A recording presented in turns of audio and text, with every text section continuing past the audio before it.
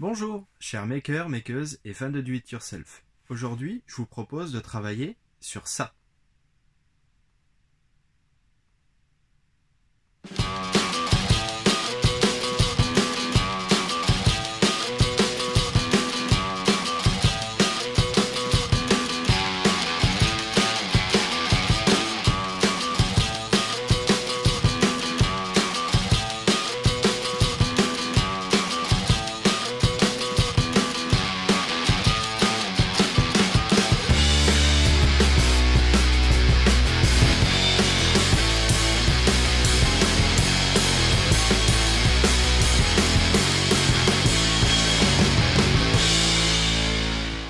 Alors, ça, c'est quoi? C'est tout simplement le type de lumière que l'on peut avoir avec un éclairage nanolith. Les nanoliths sont des panneaux LED qui servent à faire une décoration dans une maison ou dans un appartement. Et le but de la vidéo, c'est d'apprendre comment les fabriquer à partir de matériaux de récupération pour, de 1, avoir sa décoration moins chère, de 2, participer à une gestion éco-responsable de différents déchets. C'est parti! Pour réaliser ce projet, vous allez avoir besoin donc de feuilles de plaquage de bois. C'est pas obligatoire, ça dépend du décor que vous voulez avoir. Si vous voulez avoir le même effet que moi et avoir du bois sur les 3 coins du triangle, vous allez avoir besoin de ce genre de produit. Si vous allez dans des ébénisteries ou des menuiseries, il peut arriver qu'ils aient quelques chutes, il y a possibilité je pense de les avoir. Des bandes LED pixels, donc ces bandes LED sont achetées, je vous mets les liens en description. De connecteurs que l'on trouve dans les tours d'ordinateur. Donc l'avantage de ces connecteurs, c'est d'avoir des fils assez fins, mais avec pas mal de brins à l'intérieur, qui permet une bonne connexion au niveau de la soudure. Donc ces fils vont servir à connecter les LED ensemble et les panneaux ensemble. Donc c'est de la récupération. De profilés en aluminium en L. Ces profilés font donc une largeur de 15 par 15. Pour moi, c'est de la récupération, mais sinon, dans des magasins de bricolage, vous trouverez ça à très peu cher. D'écrous de type M4, donc adapté à de la vis M4. De connecteurs réalisés en impression 3D. Donc, ces connecteurs, bien entendu, vous pourrez les réaliser vous, soit si vous avez une imprimante 3D, sinon vous pouvez aller dans un Fab Lab pour les imprimer. Je vous mets bien entendu les fichiers des STL en description. D'un Arduino, qui permettra de piloter les LED et de leur donner les nuances de couleurs et les rythmes que vous voulez à vos panneaux. D'une alimentation 5 volts, donc moi j'en ai pris une assez imposante pour pas être limité sur le nombre de panneaux que je veux mettre bout à bout. Et donc d'un écran, j'ai mis qu'un seul écran, mais pour le coup il va en falloir plusieurs, d'un écran HS. Donc moi ce que je propose, c'est une alternative, c'est de réutiliser une bonne partie des composants qu'il y a à l'intérieur de cet écran pour réaliser le panneau LED. C'est parti! On va donc se concentrer sur le modèle 3D. Donc vous pouvez voir l'assemblage du triangle LED dans lequel vous avez 3 impressions 3D qui vont permettre de maintenir 3 profilés en L en aluminium. On va se concentrer sur ces profilés. Je me suis donc occupé dans un premier temps de couper la longueur de ces profilés en aluminium.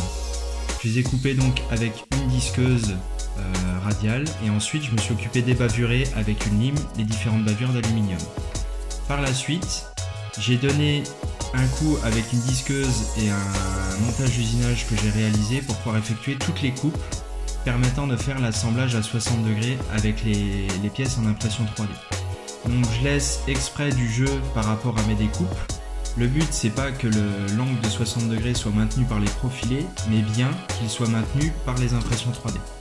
Ensuite, j'ai donc réalisé les différents perçages qui vont me permettre d'assembler les profils en aluminium avec les quincailleries en impression 3D. J'ai réalisé une encoche qui va me servir à passer les fils, du coup qui permettent de connecter l'ensemble des LED. Et ensuite, j'ai effectué un ponçage qui va me permettre de donner un effet aluminium brossé sur les côtés des profilés, pour avoir un aspect plus esthétique.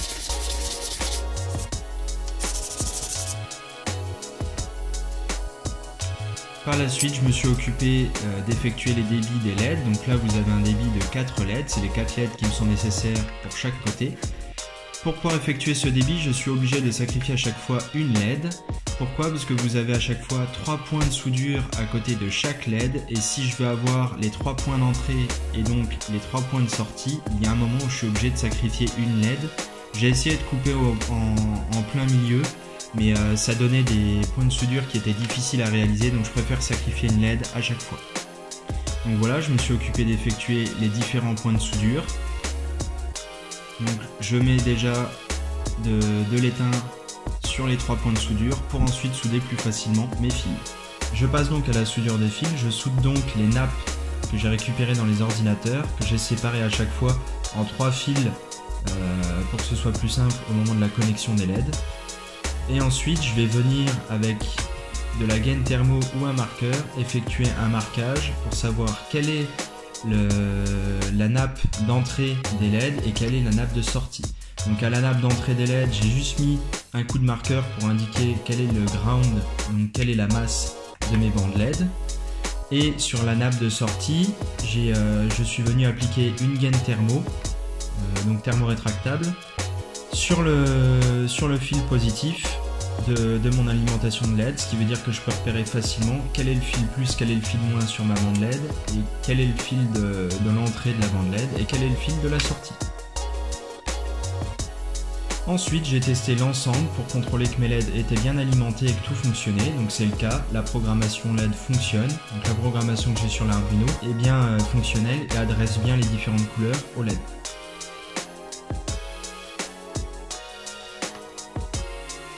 Je me suis donc occupé des impressions 3D, donc en fait celles-là je les ai lancées dès le début de la fabrication. Ainsi l'ensemble de mes impressions se réalise en même temps que je suis en train de travailler à l'atelier. Vous voyez donc un timelapse de l'impression 3D de mes pièces.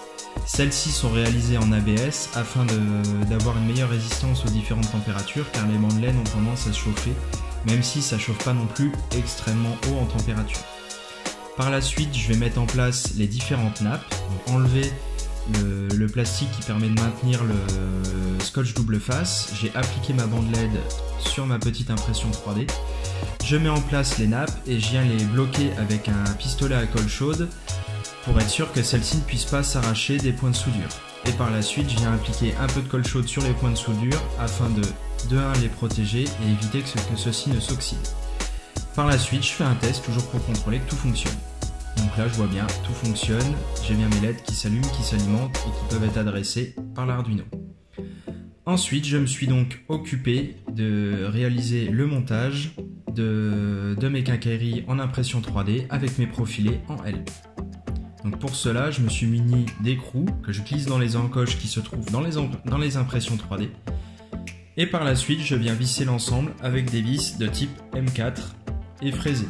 Donc les vis fraisées rentrent dans le fraisage qui se trouve dans les profilés en aluminium et ça évite donc d'avoir les vis qui ressortent de chacun des profilés. Ensuite, j'ai démonté l'ensemble des écrans que j'ai récupérés afin de récupérer dedans tout ce qui était film diffusant, film qui permet de réfracter la lumière et film blanc qui permet de renvoyer la lumière blanche depuis le fond du panneau LED. Donc pour cela, il faut démonter l'ensemble de l'écran, enlever la dalle qui est devant, démonter donc un premier cadre métallique, ensuite un cadre en plastique. À partir de là, vous pourrez sortir ces différents films ainsi qu'une plaque de plexiglas sur lequel vous avez un décor blanc qui vous permet aussi de mieux diffuser la lumière. Mais celui-ci, on ne va pas l'utiliser.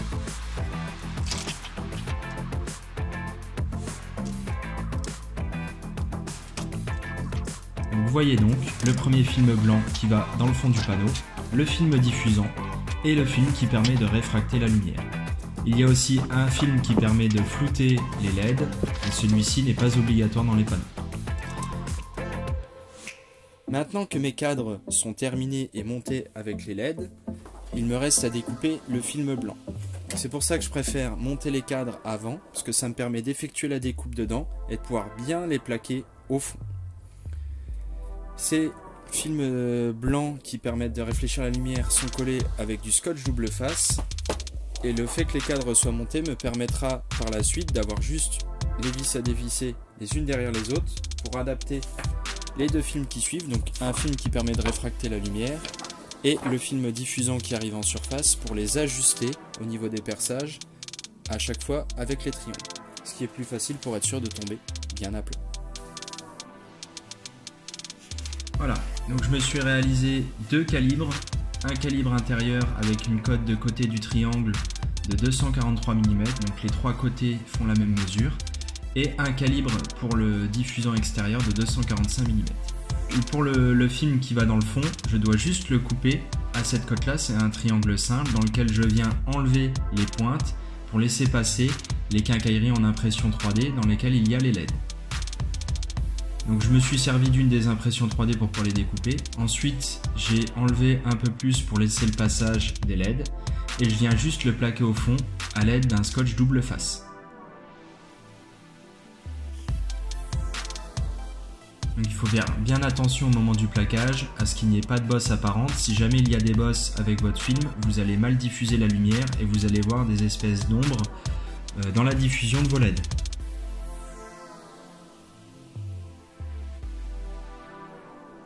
Ensuite, je me suis occupé de tout ce qui était film qui permet de réfracter la lumière. Donc pour pouvoir effectuer la découpe, je me suis déjà occupé de découper le premier film. Donc je me sers d'une cale qui me permet de créer un décalage de 12 mm. Pourquoi je fais ça? Ça aura seulement pour but de créer des petites pattes support sur ce film qui me permettra d'éviter que le film ait tendance à s'écraser dans le fond du triangle LED. Donc pour cela, je fais mes découpes. Après, je viens redécouper les pointes depuis mon calibre.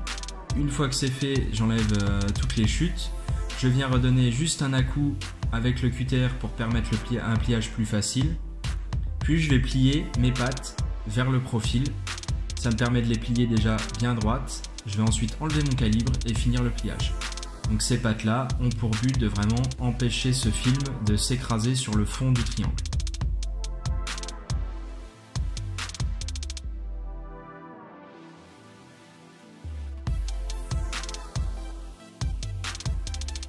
Dans la chute, je vais donc découper un deuxième triangle et au moment où je vais plaquer ce triangle dans le triangle lumineux, je vais croiser donc les 2 films de réfraction, c'est-à-dire que je vais regarder la structure de ces films, vous pouvez le sentir au toucher, et je vais croiser pour que au moment où ça réfracte la lumière, ça ne fasse pas des lignes avec mes LED. Ensuite, je vais m'occuper de découper tout ce qui est film diffusant, donc en mettant le côté brillant vers moi, ce qui va me permettre de plier les côtés vers moi. Donc pareil, je vais utiliser mon calage de 12 mm, c'est celui qui va permettre de créer les petits supports qui vont aller contre les profilés en aluminium. Et je m'occupe donc de découper les pointes pour laisser le passage au pliage. Une fois que j'ai effectué mes découpes, je viens de passer un léger coup de cutter sur la pliure histoire de simplifier le pliage. Et ensuite replier ces pattes support vers mon profil. Je le démonte et je finis le pliage à la main.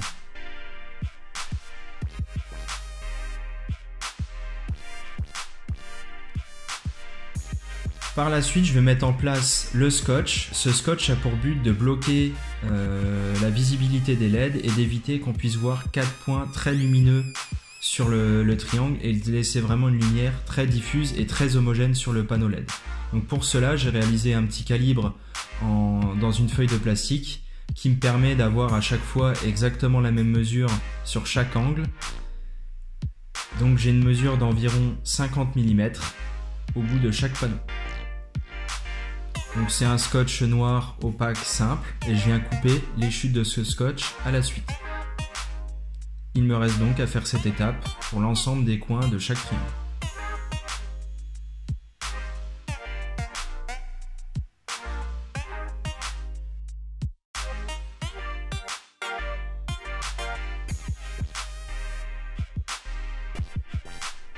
Voilà, les 3 coins sont maintenant collés. Je vais mettre en place mon film diffusant dans mon triangle LED afin de pouvoir pré-percer les différents perçages des vis et c'est ceux-ci qui vont maintenir mon film diffusant sur mon triangle. Donc pour cela, je prends un tournevis et je pré-marque mes perçages et ensuite je prends un outil qui permet de percer les ceintures en cuir pour pouvoir finir le perçage pour le passage des vis. Et je peux ensuite mettre mes vis M4 définitivement.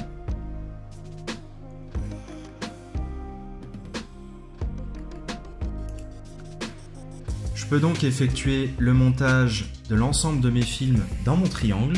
Je vais donc pour commencer utiliser le film qui permet de réfracter la lumière qui a les petites pattes sur les côtés, bien le plaquer à l'intérieur, ensuite mettre le deuxième triangle avec le film qui permet de réfracter la lumière, si nécessaire utiliser le film qui permet de flouter les LED, et en dernier je vais donc mettre en place mon film diffusant qui a donc les perçages et c'est lui qui va maintenir l'ensemble dans le triangle. Donc je peux donc revisser mes vis M4 dans mes quincailleries en impression 3D.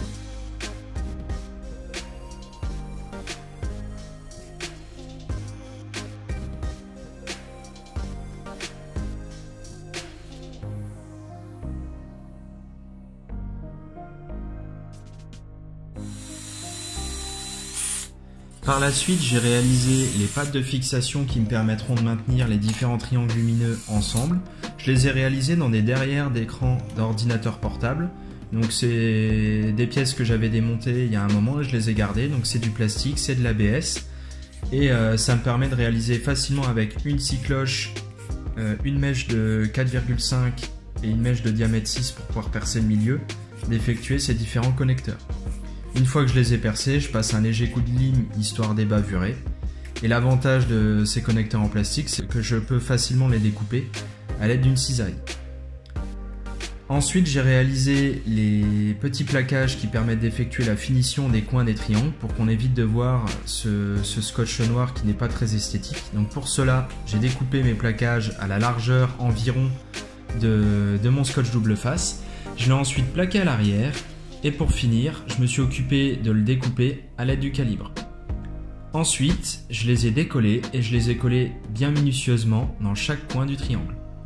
Et j'ai donc répété cette étape pour les 3 coins et pour chaque triangle.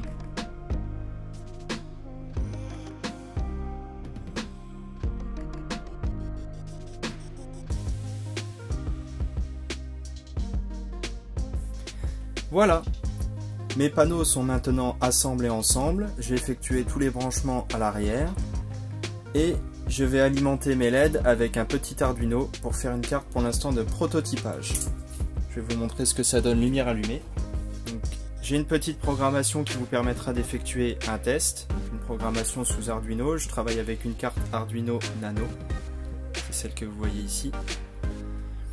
Donc pour l'instant c'est une programmation de test, il y aura une nouvelle programmation qui sera présente dans l'épisode 2 dans lequel je détaillerai comment programmer ces LED pour pouvoir avoir un effet différent. Donc ça c'est ce que ça donne lumière allumée. Maintenant je vais vous montrer ce que ça donne lorsque les lumières sont dans... parce que pour l'instant les lumières flashent directement au-dessus des panneaux. Je vais vous montrer ce que ça donne avec une lumière qui est plus proche de celle que j'ai dans mon salon. Donc une lumière qui est quand même moins forte et disons moins dirigée vers les panneaux directement. Donc là comme vous le voyez j'ai encore ma lumière au-dessus de moi dans mon atelier, j'ai la lumière du dessus. Et maintenant je vais vous montrer ce que ça donne totalement dans le noir. Donc à l'écran ça a l'air de flasher énormément sur les côtés. En réel les lumières sont très uniformes. On voit une légère démarcation sur la zone des LED et en fait ça dépend vraiment de la lumière. Par exemple la lumière verte, je ne sais pas pourquoi, ressort souvent beaucoup mieux et donc de fait on arrive à avoir un meilleur résultat et plus homogène. Voilà, là on va le voir quand on passe à la lumière verte, ça flash beaucoup plus. Sinon je suis assez satisfait du résultat, donc forcément dans le noir ça flash beaucoup. Maintenant même en lumière normale, je trouve que ça flash encore pas mal. Je sais pas vraiment ce que ça donne par rapport à un nanolith d'origine, je suppose quand même que les nanoliths, les vrais, doivent avoir une luminosité plus forte, étant donné qu'en plus ils ont 2 LED de plus sur les côtés, moi j'en ai 4, eux en moyenne de ce que j'avais vu en avait 6, et je pense qu'ils doivent avoir des LED vraiment encore de meilleure qualité, vraiment réfléchis pour le produit. Mais déjà pour un bricolage avec un peu d'impression 3D, quelques profils en aluminium, et quelques soudures, je trouve qu'on arrive à un résultat assez concluant. Voilà, c'est terminé. J'en profite pour remercier Greg. Greg, vous ne le connaissez pas, mais c'est quelqu'un avec qui je travaille lorsque j'ai des programmations à faire en fonction de mes projets. et qui m'aide beaucoup dans les moments-là et qui m'a aussi notamment beaucoup aidé au moment de la création de la chaîne, qui m'a répondu à pas mal de questions. Donc j'attendais d'avoir un projet plus en lien avec ce sur quoi on a l'habitude de travailler ensemble. Donc voilà Greg, je te remercie beaucoup. Le projet est maintenant terminé, j'espère qu'il vous aura plu ou qu'il vous aura donné des idées, auquel cas n'hésitez pas à me mettre un j'aime et ou un commentaire pour me faire vos suggestions, me dire s'il vous a plu. Et sinon je vous dis à une prochaine, chers makers, makeuses et fans de do it yourself.